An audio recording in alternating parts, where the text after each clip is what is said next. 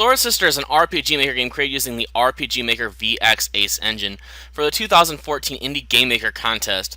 But unlike the last game, Beyond Reality, which feels like a potential gem if given some polish, Sword Sister feels like a game in desperate need of help on the nature of world building.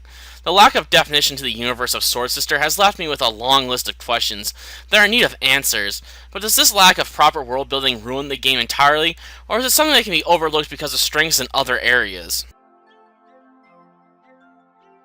Sword Sister is the story of Natasha, a young woman who has just turned 16 and has been granted permission by her father to go on a journey to join the Sword Sisters. Along the way you'll encounter deadly plants, sewer-dwelling goblins, the usual array of deadly snakes and spiders, and the hordes of the undead, though your ultimate challenge will be to take down the ruler of this army of corpses. The Sword Sisters are never properly defined in my opinion. I know nothing about the organization's origins or past exploits, despite the fact that I spent a good chunk of my time in this game trying to join their ranks. You'd think it'd be important to identify why women would want to join this organization. After all, if your only goal is to smite evil, then joining the ranks of the Sword Sisters is entirely superfluous if there's little if any prestige to be had. Another issue is it's never clear what the Sword Sisters are beyond a band of female paladins that fight evil. Are they a mercenary group that works for money in order to pay the bills for swords, armor, and food?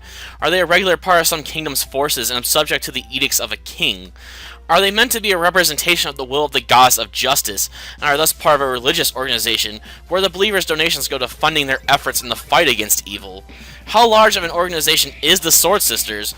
The game clearly establishes that Natasha has joined the same chapter of the organization as her mother, but that game never discusses any of the other chapters or how many of them there are. While I could go on, I think you get my point by now. As for a solution to these problems, I suggest adding an NPC or two that was willing to talk about the organization, or making some of the books at the lodge readable so you can read up on the organization's history. While the game does include a final boss who is clearly evil, it's never really explained what his ultimate goal is. Does he want to take over the world of the living, destroy the world and everyone in it, or replace the current society with a society of the undead because it will be superior in his mind for some reason? Without any clear stakes, there isn't any real tension. It also doesn't help that you feel like an errand girl instead of a hero, since your fellow sisters already claim that they have a plan in place to deal with him and just need your help with laying down some of the groundwork before launching their own assault. Sword Sister is your standard turn-based RPG with random encounters, but does suffer from a few missteps in my opinion. These missteps include a lack of a cure for the blind status effect, the kitty's lack of special skills, overly small dungeons, and your fellow Sword Sisters sharing all the same skills as the main character Natasha.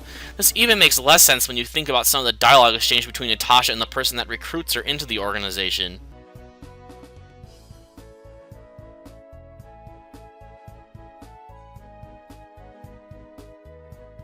On the other hand, the game does feel like it has a decent balance between the strength of the player and the strength of the enemies, so I never found combat to be overly easy to the point of boredom, or frustratingly hard for no reason like the final boss in Mordred's castle. And the game does include a few optional side quests as well. In terms of visuals, the game makes heavy use of the default tile sets and backgrounds that came with the Game Maker engine, so the game doesn't really stand out visually from the rest of the crowd. But the developer does make a rather good use of the default tile sets to create a rather beautiful and enticing world to explore. I just wish the world was a bit bigger. In terms of background music, the game is alright. The various tracks, while pleasing to the ear, also tend to feel extremely generic, and are thus easily forgotten about.